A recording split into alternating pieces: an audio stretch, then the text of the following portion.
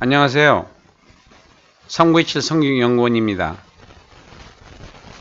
아가서를 들어가기 전에 신앙의 본질 세 가지를 말씀드리고 시작하겠습니다. 신앙의 본질을 세 가지로 요약할 수가 있습니다. 첫 번째가 영생과 천국이 믿어져야 합니다. 두 번째는 하나님의 사랑이 믿어져야 합니다. 세 번째는 상 주신 하나님이 믿어져야 합니다. 우리가 예수님을 구주로 영접을 해서 하나님의 자녀가 됐다고 하는 것은 그건 교리적인 것이에요. 그것이 믿어지면 나타나는 현상이 있어요. 그게 바로 세 가지로 보는 거예요. 요약해서 여러 가지가 있지만은. 첫째, 영생과 천국이 믿어져야 된다.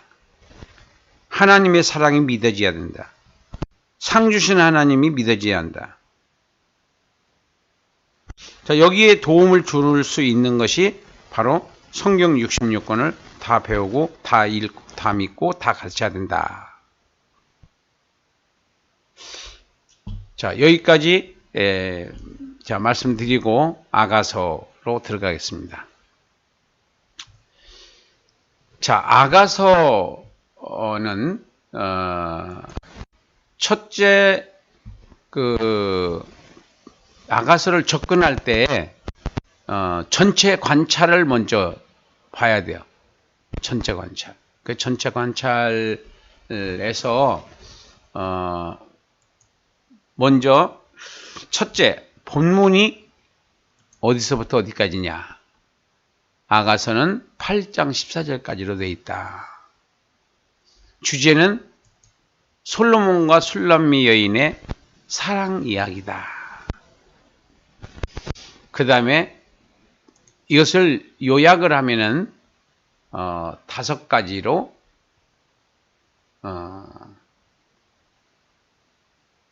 문장을 만들 수가 있다. 그 다음에 네 번째는 바로 개관입니다. 자, 여기 이 본서는 성경 66권 개관도표예요. 성경 66권 개관도표. 그래서 개관이 여기서는 주제가 됩니다. 그래서 먼저 개관을 먼저 한번 살펴보고 여기 개관을 살펴보면 대단원 주제가 있고 여기 그리고 중단원 주제가 있어요. 그렇게 두 가지로 나눠서 보시면 돼요. 그 다음에 대단원 주제는 세 가지로 되어 있어요. 하나, 술람미 여인과 솔로몬 3장 5절까지 1장 1절부터. 두 번째는 두 사람의 결혼 예식. 세 번째는 사랑과 갈등. 이렇게 세 가지, 그러니까 대단원 주제로 보면은 이렇게 세 가지 주제로 되어 있다는 겁니다. 그 다음에 중단원 주제를 보면은 5가지예요. 5가지. 두 사람의 사랑, 술람미 여인의 사랑, 성대한 결혼식, 사랑과 고민, 사랑과 성숙. 이렇게 구성이 되어 있다. 자, 그러면은 본론으로 넘어가겠습니다. 본론은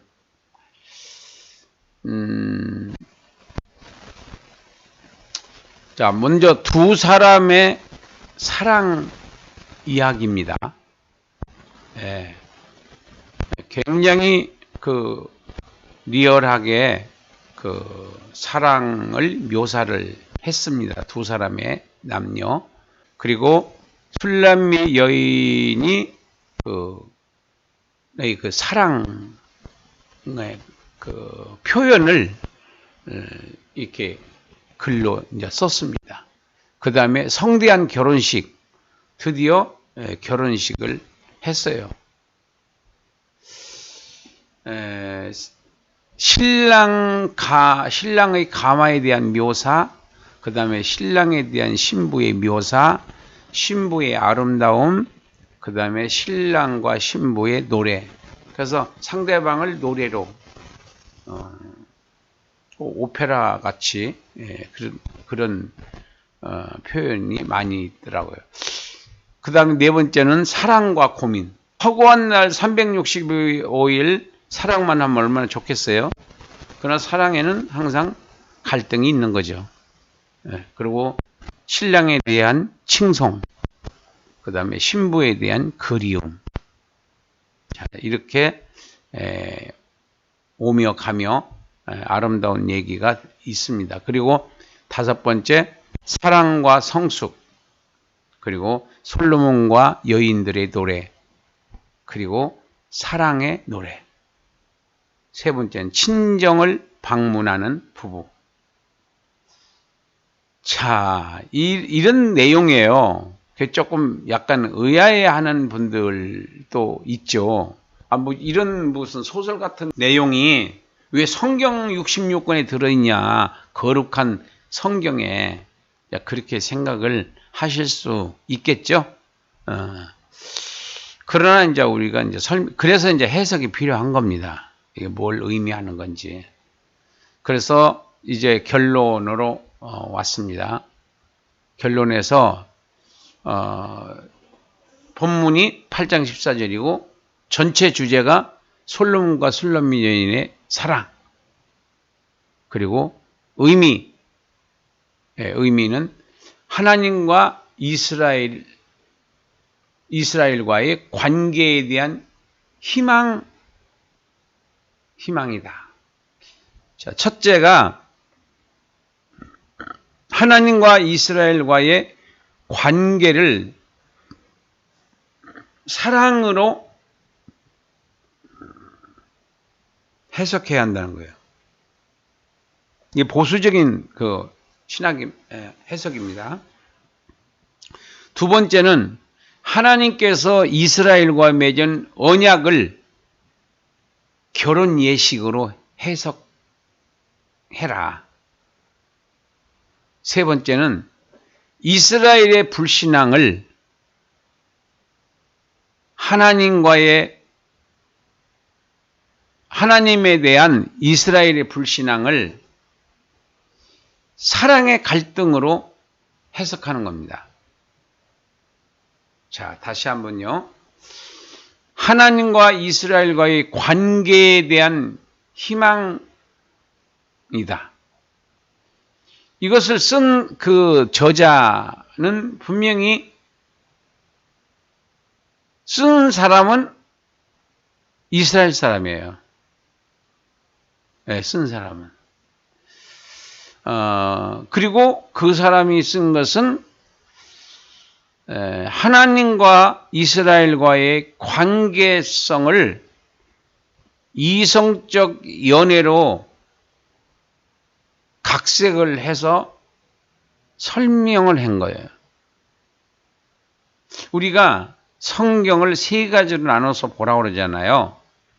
하나는 역사서, 두 번째는 경험서, 세 번째는 예언서.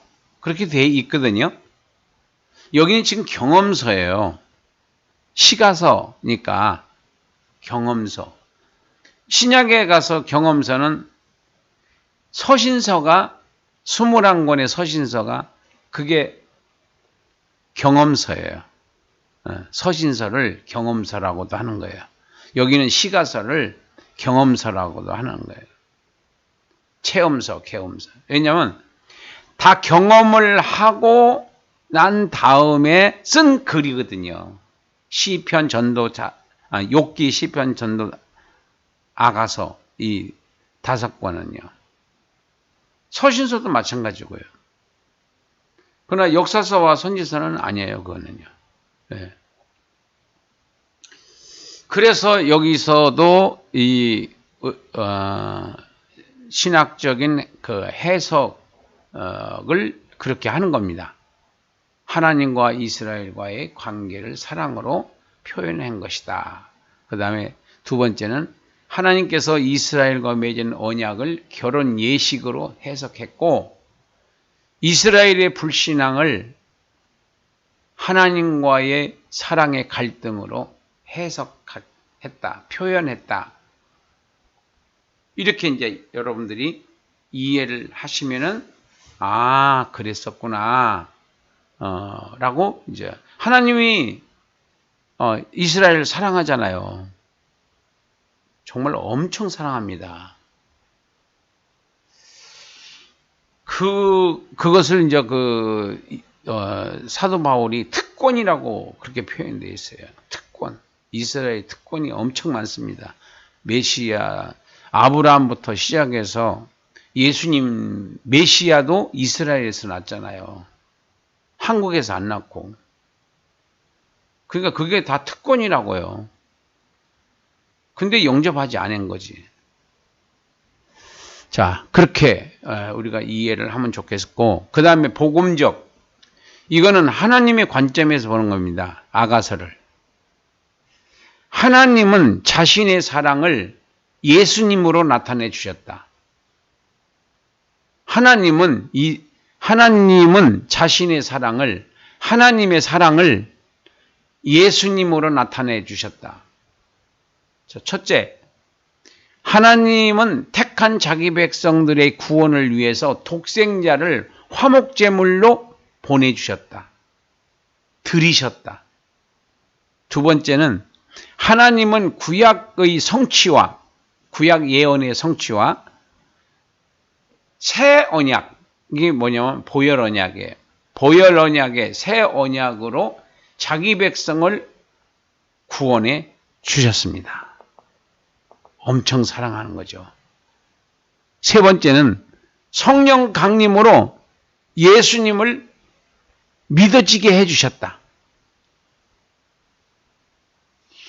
여러분들, 우리가 성경적으로 봤을 때 예수님의 제자들, 예수님이 죽으시고 부활하시는 그 장면까지도 예수님을 안 믿고 뿔뿔이 다 흩어져 있었잖아요. 제자들이.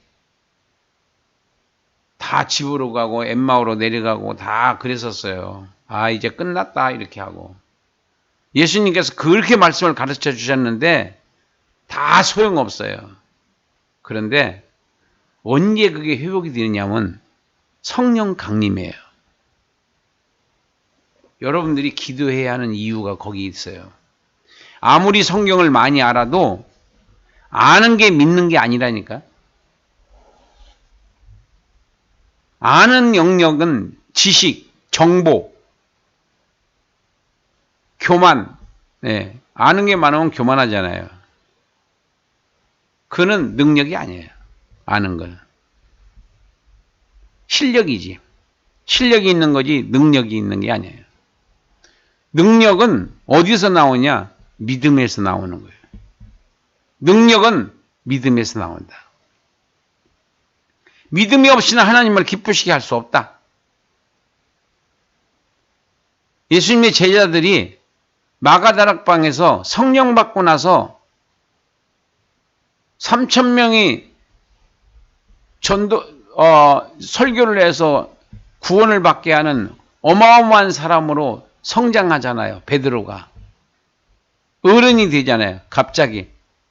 그냥 애들 천방지축처럼 예수님 옆에서 그렇게 살던 그 다혈질적인 이 베드로. 성령 받으면 사람이, 그러니까 3년 6개월, 그러니까 먼저 성령을 받으면 안 돼요. 우리가 제일 먼저는 뭘 해야 되냐? 3년 6개월 동안 제자들이 성경을 배웠잖아요. 예수님한테. 구약과 신약을 넘나들면서 바로 구약을 다 해석을 해 주셨잖아요. 근데 그때는 다 소화가 안 됐지만 나중에 성령을 받으니까 다 생각나게 하시는 성령님의 사역을 통해서 깨닫게 해 주시고 그 다음에 생각나게 해 주셨어요. 자, 이게 복음이에요. 하나님은 자신의 사랑을 예수님으로 나타내 주셨어요. 예수님은 누구냐? 하나님의 사랑의 결정체다. 왜? 친구를 위해서 목숨을 버리는 것은 그보다 더 큰 사랑이 없다고 그랬잖아요. 예수님은 나를 위해서, 여러분을 위해서 십자가에 죽으셨잖아요. 그분은 죄가 있어 죽으신 거 아니에요. 그분이 멸시와 천대를 받은 것은 나 때문에, 나 구원을 위해서 내 저주를 대신 받으신 거잖아요. 이것이 믿어지면은 우리가 어떻게 주님을 버리고 물질의 세계로 가겠어요? 그러니까 믿음은 그 자체가 능력입니다. 믿어지는 게 능력이에요. 안 믿어지는 게 저주입니다. 어떤 분은 천국만 가면 그뿐이라고 그래요. 그건 엄청 오해하고 있는 거예요. 천국은 아무나 가는 게 아니에요. 믿는 자들이 가는 거예요. 뭘 해서 가는 게 아니에요. 믿어져야 가는 거예요. 자, 믿어졌다는 증거가 나타나거든요. 그들이 그 이웃들에게 칭찬을 들었다고 했잖아요. 초대교회에.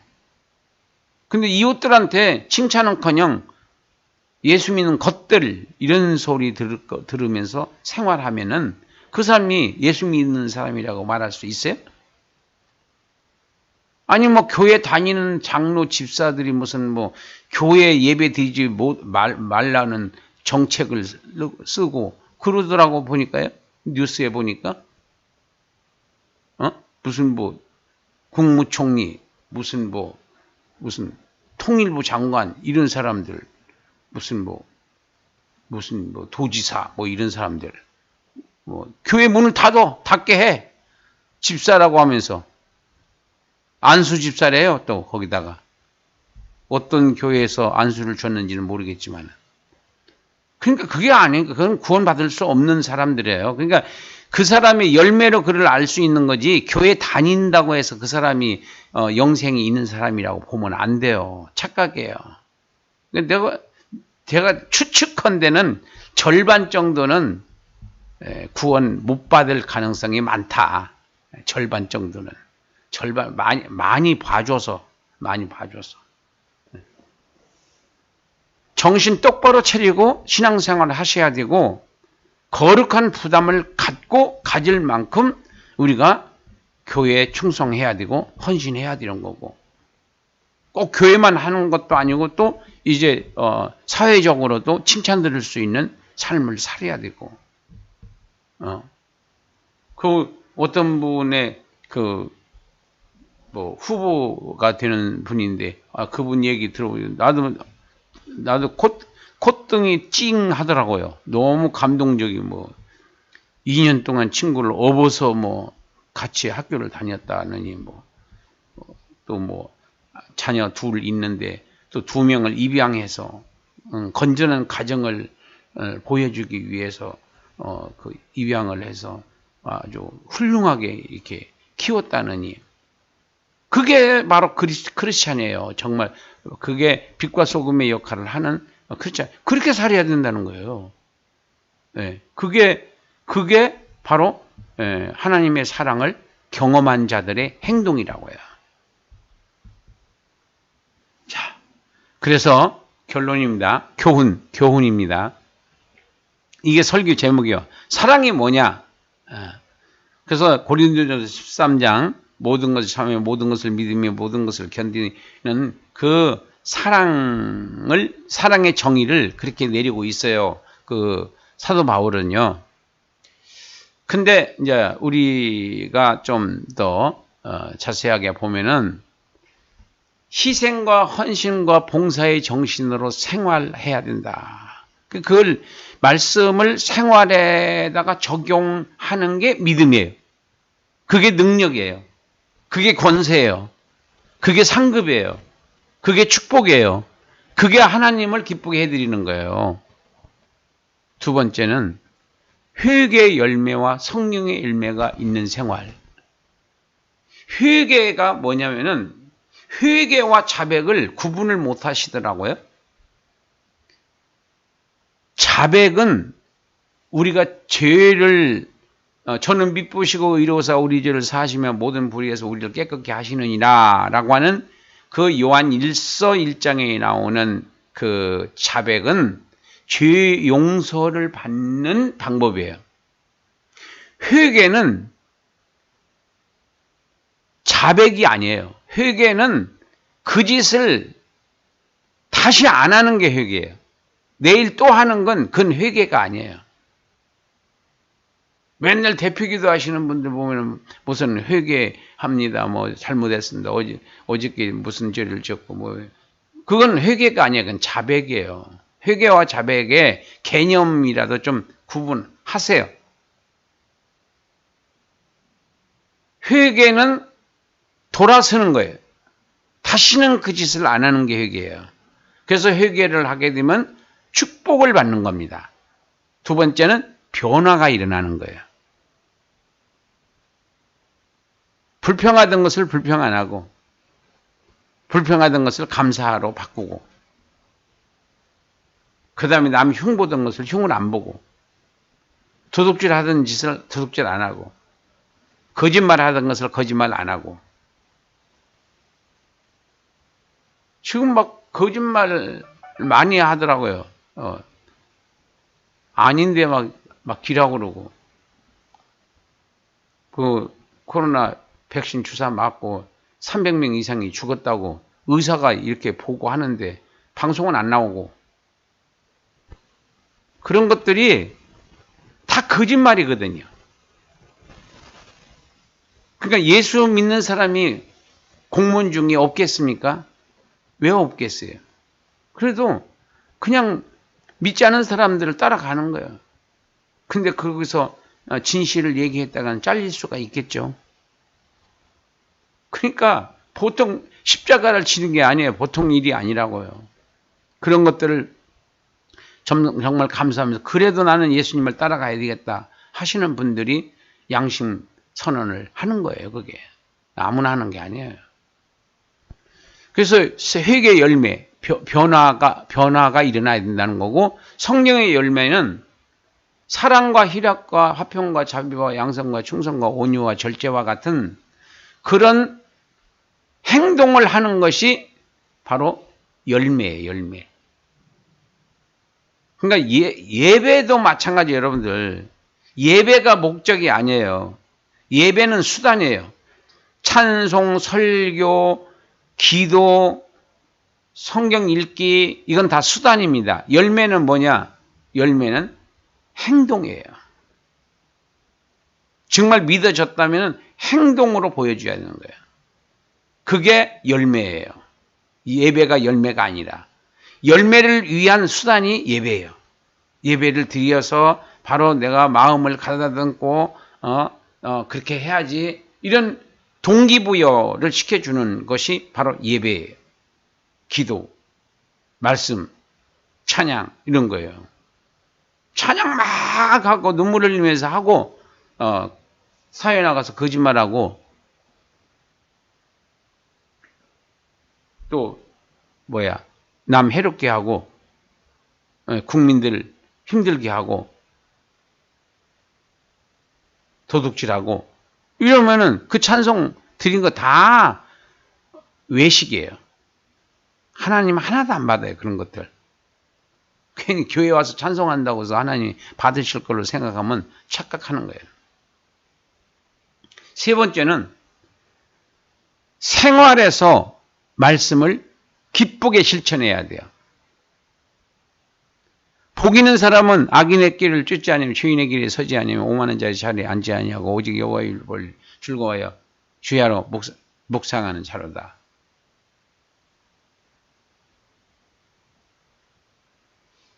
묵상이라고 하는 것이 스탠바이. 그러니까 언제든지 말씀을 실천할 수 있는 그 준비를 마스터하고 기다리는 이런 것을 여기서 묵상이라 명상이 아니고 묵상은 그리고 하나님의 말씀을 기쁘게 묵상하는 거예요. 기쁘게. 그 말씀을 실천하는 데 짜증내면서 하는 것은 아니고 기쁘게 하는 거예요. 기쁜 마음을 갖고 하는 거예요. 기쁜 마음을 갖고 하는 것은 아닌 거는 안 받아요. 헌금도 마찬가지예요. 기쁘게 드리지 않고 달달달 떨면서 드리는 것은 그건 받지도 않아요. 기쁘게 드려야 돼요. 내가 이 위대한 일에 동참했다는 그 감격, 감동, 내가 할 수 있는 능력이 있다는 그 자체의 감동, 감격스럽게 이렇게 드려야지 하나님 받으신다. 그래서 생활에서 말씀을 기쁘게 실천하는 것. 시편 1편. 주야로 묵상을 해야 돼요. 항상 말씀과 더불어 생활을 해야 돼요. 진실한 사랑은 희생의 속성이 있다. 진실한 사랑은 희생의 속성이 있다. 희생이 없는 사랑은 사랑이 아니다. 희생이 없는 사랑은 사랑이 아니다. 가짜 사랑이다. 가짜 사랑들 많이 하잖아요. 선거 때 되면 막 나와서 막 악수하고 고아원 들리고 정말 간지러워. 또 거기에 그런 걸 보고 감동을 받는 바보 같은 사람들이 또 있죠. 국민들 중에는.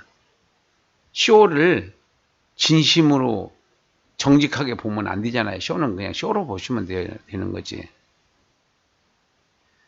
그래서 사랑이라는 속성은 희생과 헌신과 봉사가 숨겨져 있다.